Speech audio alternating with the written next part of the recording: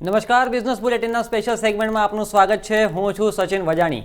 Share બજાર અને રોકાણકારોના હિતને ધ્યાનમાં રાખીને શરૂ કરવામાં આવેલા આ સેગમેન્ટમાં સૌપ્રથમ નજર કરીએ આજના સેન્સેક્સના કારોબાર પર. બોમ્બે સ્ટોક એક્સચેન્જનો સૂચકાંક સેન્સેક્સ આજે ટ્રેડિંગ સપ્તાહના અંતમાં 381.23 પોઈન્ટ્સ એટલે કે 0.64% વધીને ઐતિહાસિક સ્તર એટલે કે 60,059.03 પર બંધ રહ્યો હતો. ગુરુવારે 59,677.3 પર બંધ રહેલો સેન્સેક્સ આજે ઊંચામાં 60,212.30ની ઐતિહાસિક સપાટીએ જઈને આવ્યો હતો, જ્યારે નીચામાં આ જ સેન્સેક્સ 59,830.83 પોઈન્ટની સપાટીએ જઈને આવ્યો હતો. ગુરુવારે જે માર્કેટ કેપ 265.16 લાખ કરોડ રૂપિયા રહ્યું હતું એ આજે રૂપિયા 266.55 લાખ કરોડ રૂપિયા રહ્યું હતું, એટલે કે માર્કેટ કેપમાં કુલ 1.39 લાખ કરોડ રૂપિયાનો વધારો જોવા મળ્યો હતો. ટ્રેડિંગના અંતે કુલ 30 સ્ક્રિપ્ટમાંથી 15 સ્ક્રિપ્ટ વધી હતી, જ્યારે 15 સ્ક્રિપ્ટ્સ ઘટી હતી. આ 30 સ્ક્રિપ્ટમાં જે સ્ક્રિપ્ટો વધી હતી એમાં રિલાયન્સ, ઇન્ફોસિસ, ટેક મહિન્દ્રા, HCL, TCS અને L&T જેવા શેર્સ સામેલ હતા, જ્યારે NTPC, Maruti, Hindustan Unilever, doctor Reddy અને ટાઇટન જેવી કંપનીના શેર્સમાં ઘટાડો જોવા મળ્યો હતો. IT અને ટેક ઇન્ડાઇસીસના શેર્સમાં સૌથી વધારે ઉછાળો જોવા મળ્યો હતો.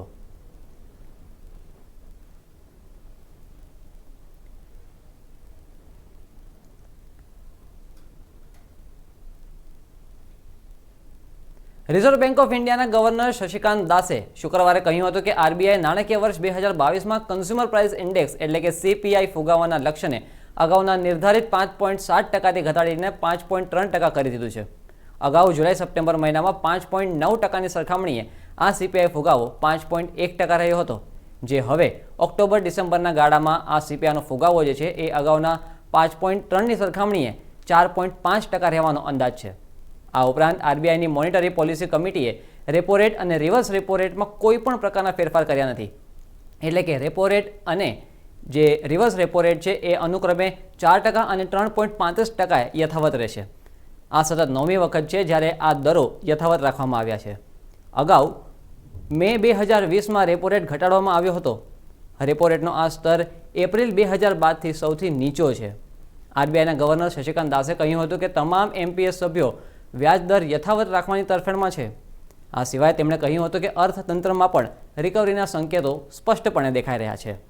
Is retained at 9.5% for the current year, that is 21-22, and this consists of 7.9% in Q2, 6.8% in Q3 and 6.1% in Q4 of 21-22.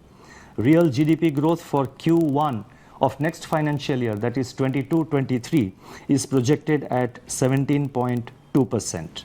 CPI inflation is projected at, for the current year, the CPI inflation is projected at 5.3%, and the breakup for the quarter-wise breakup would be as follows.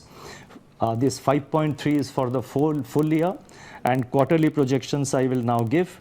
5.1% in the second quarter, 4.5% in the third quarter, and 5.8% in the fourth quarter of 21-22, with risks broadly balanced. CPI inflation for Q1 of next financial year, that is 22-23, is projected at 5.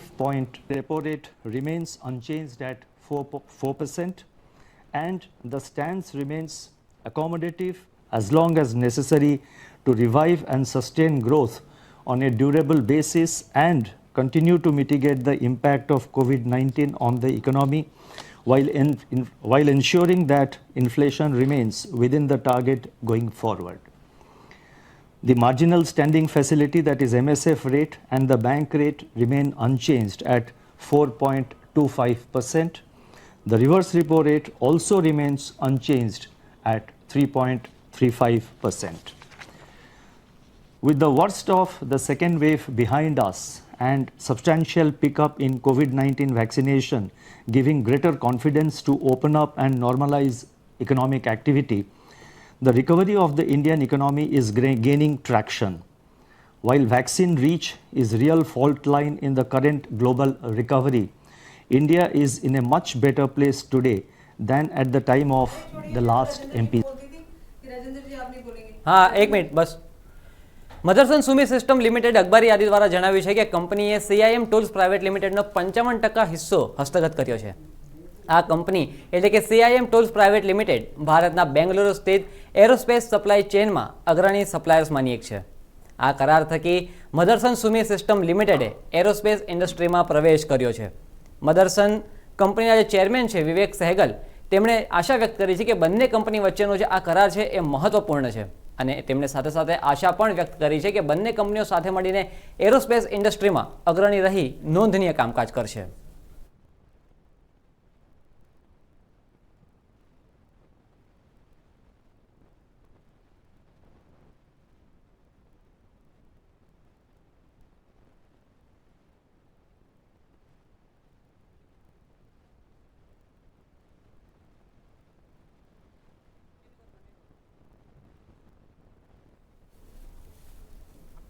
Travelling સેક્ટરની અગ્રણી company Thomas કુકે શુક્રવારે અખબારી યાદી દ્વારા જણાવ્યું છે કે company તેના બિઝનેસનું વિસ્તરણ કરવાનું લક્ષ્ય ધરાવે છે અને કંપની જે આ લક્ષ્ય ધરાવે છે એ વાસ્તવમાં કંપનીએ ગુજરાતના સુરતમાં ગોલ્ડ સર્કલ પાટના નામની એક ફ્રેન્ચાઇઝી શરૂ કરીને પૂરું કરી બતાવ્યું છે.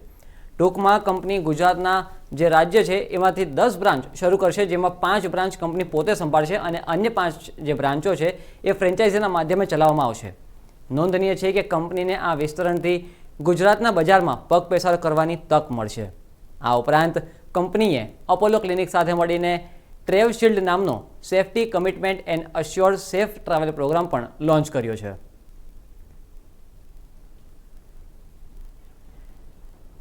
IPOમાં રોકાણ કરવા માંગતા રોકાણકારો માટે એક ખૂબ જ સારા સમાચાર આવ્યા છે.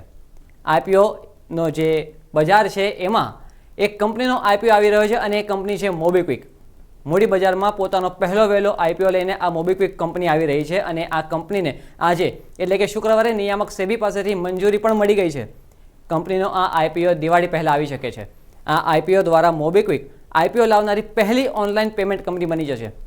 નોંધનીય છે કે આ IPO ઝોમેટો, પેટીએમ જેટલો મોટો તો નહીં હોય, પણ રોકાણકારો માટે એક રોકાણની તક ઊભી કરવા માટે જરૂરી અને ખૂબ જ સારો એવો આ IPO બની શકે છે એવી કેટલીક આગાહીઓ પણ કરવામાં આવી છે. 12મી જુલાઈએ મોબીક્વિકે 1900 કરોડ રૂપિયાનું ભંડોળ એકત્ર કરવા માટેના દસ્તાવેજો સેબીમાં સુપ્રત કર્યા હતા, દાખલ કર્યા હતા, જેને આજે એટલે કે શુક્રવારે મંજૂરી પ્રાપ્ત થઈ ગઈ છે.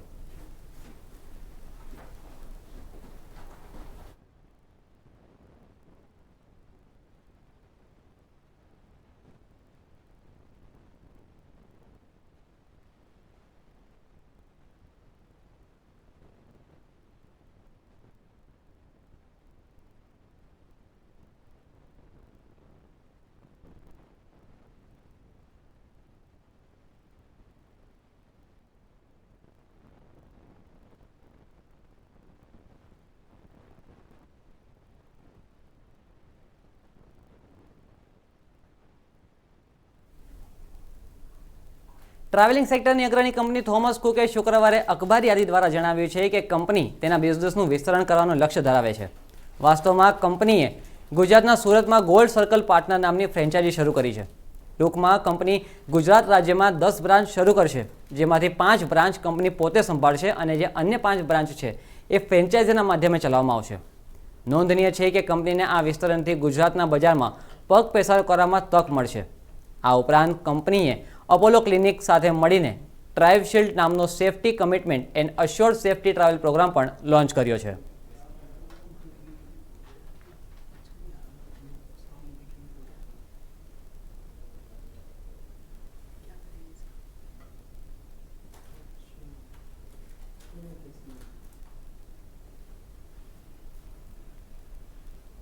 તહેવારના દિવસો શરૂ થઈ ગયા છે, પણ સામાન્ય નાગરિકના ખીચા પર ભાર જે છે એ હળવો જ નથી થઈ રહ્યો.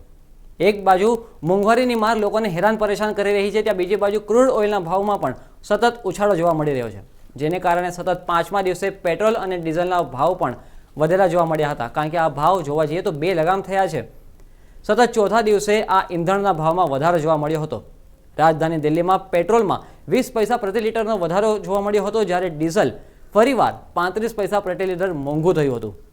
છેલ્લા 4 દિવસથી સતત વધી રહેલા આ વધારાને કારણે દિલ્હીમાં પેટ્રોલ હવે ₹1.10 જે પ્રતિ લીટર છે એ મોંઘું થયું છે. જ્યારે બીજી બાજુ આ જ મહિનાના જે પ્રથમ 8 દિવસ જે વીતી ચૂક્યા છે એમાં ₹1.5 પેટ્રોલમાં વધારો જોવા મળ્યો છે. ઓક્ટોબરમાં માત્ર 8 જ દિવસ જે પસાર થયા છે એની વાત કરીએ તો આ 5 દિવસ જે બળતણ છે એ બળતણના ભાવમાં પણ ઘણો વધારો જોવા મળ્યો છે, જેને કારણે સામાન્ય નાગરિકોની હાલત ખરાબ થઈ છે એમ આપણે ચોક્કસ કહી શકીએ. काफ़ी असर पड़ा है जेब पर. अपने और खर्चे कम करके पेट्रोल डलवाना पड़ रहा है अब. जैसे पहले पर मंथ कितना लगता था, अब पर मंथ कितना लगता है लगभग, अगर एक औसत हम बात करें तो? 2500-2000 पहले हो जाता था, लेकिन अब 4000 से नीचे नहीं लगता पेट्रोल. काफ़ी ज़्यादा हाइक हो गई है, ऑलमोस्ट डबल. अच्छा, पहले आपका औसत महीने में कितना खर्च लग जाता था?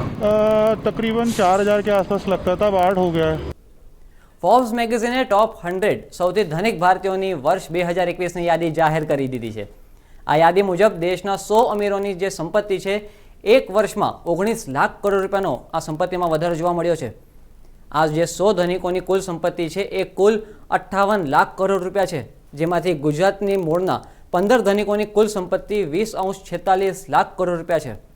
સતત 14મા વર્ષે રિલાયન્સ ઇન્ડસ્ટ્રીના મુકેશ અંબાણી 6.93 લાખ કરોડ રૂપિયાની સંપત્તિ સાથે ટોચના ક્રમે છે, જ્યારે ગૌતમ અદાણી 5.59 લાખ કરોડની સંપત્તિ સાથે બીજા ક્રમે છે. ત્રીજા ક્રમે HCLના શિવ નાદાર છે, જેમની સંપત્તિ 2.32 લાખ કરોડ રૂપિયા છે. આ લિસ્ટમાં 6 મહિલાઓ પણ સામેલ છે, જેમાં સૌથી પહેલું નામ સાવિત્રી જિંદાલનું છે. જો કે 1.35 લાખ કરોડ રૂપિયાની સંપત્તિ સાથે તેઓ આ યાદીમાં 7મા ક્રમે છે.